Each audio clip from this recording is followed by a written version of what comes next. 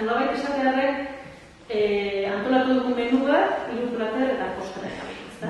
Eta, lehenengo platera, lehenengo gaia da zientziaren begirada. Orduan, zientziak zer esaten du krisi ekologiko eta klimatiko honetaz. Eta hori izango ditugu, Rui Pascual, berda ezagutuko duzu, ekonomilaria eta bianiztasunaren gaineko Europako hainbat erakundeetan ibiltzen dena, eta aditu handi bat.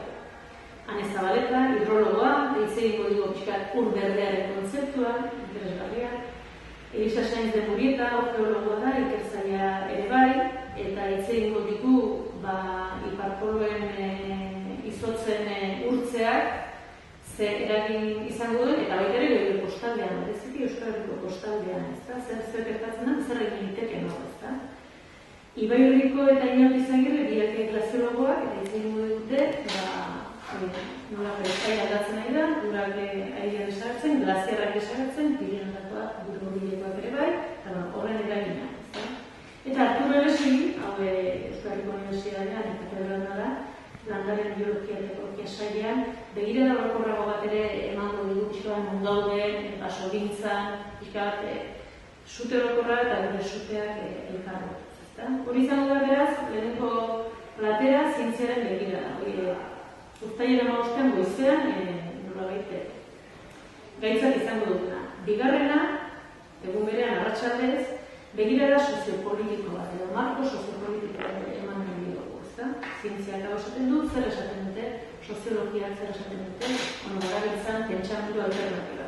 Horretarako Mirene Begiristainek ekofeminismotik hitz egingo dugu, zeharreman da horrekin, agroekologiarekin, jaten dugunarekin, nola sortzen dugun, zer konsumitzen dugun, horretak ez egingo dugu. Xabier Arruxek eta Xabi Endara, hau dira bizi mugimenduko kideak, eta hau hitz egingo dugu pixka krisi klimatikoak, eta errefuxiatu klimatikoek edo injustizia soziala den arteko harremana. Eta munduan, jende morro bat, dagoeneko aspalditik bere lurraldeak abandonatzen ari da, besterik ezean, krisi klimatikoak edortu, desertu bihurtu dituelako, ezta? Hor badago, jende multzo bat, Europara iristen nahi den batzuk gerretatik, baina beste asko errefuxiatu klimatikoa dagoeneko Italiak adibidez onartu duen estatusa. Hor harreman esango dugu arrazoi soziala lotua dago. Eta hirugarrena Belén Osejo izango dugu, da Urbizi elkarteko kidea, urte askotako aditua, Nafarroan, hauten 25 urte betetzen dira Itoizko pantanoaren eraiketan ari zirela, nola hango voluntarik ez bertatu ekosabotaje bat egin zuten, kableak moztuz eta ekologiste, gari bentralatu egin zian, ekintza zibil eta resistentzia zibiliko ekintza oso referentzia Europa osoan, eta Belén Osejo hori gogoan izan da, hitz egingo digu, krisi klimatikoaren kudeaketa den auzia Euskal Herrian, eta hori da Nafarroan. Uraren auzia Nafarroan benetan garrantzitsua da, gure alderdi Atlantikoa eta Mediterraneoa nolabait, eta horregin dian horrekin, eta guzti horrek zer dakarren, ezta? Urduan hori izango litzateke begirada soziopolitiko hori. Eta bigarren platera. Eta hirugarren platera izango da goazen, lekuan leku Euskal Herrian ditugun alternatiba diferenteak. Batzuk bentsa gainean jartzea, asko dira Euskal Herrian. Gero eta gehiago, Txikian, Handian, Herri, Auzo, Hiri, Mendialde, denetari dago guk, batzuk aukeratu ditugu. Bat izango da, Goienerrek deskarbonizazio praktika gisa, Goienerren enpresaren edo kooperatibaren hobeto esan praktika, bai?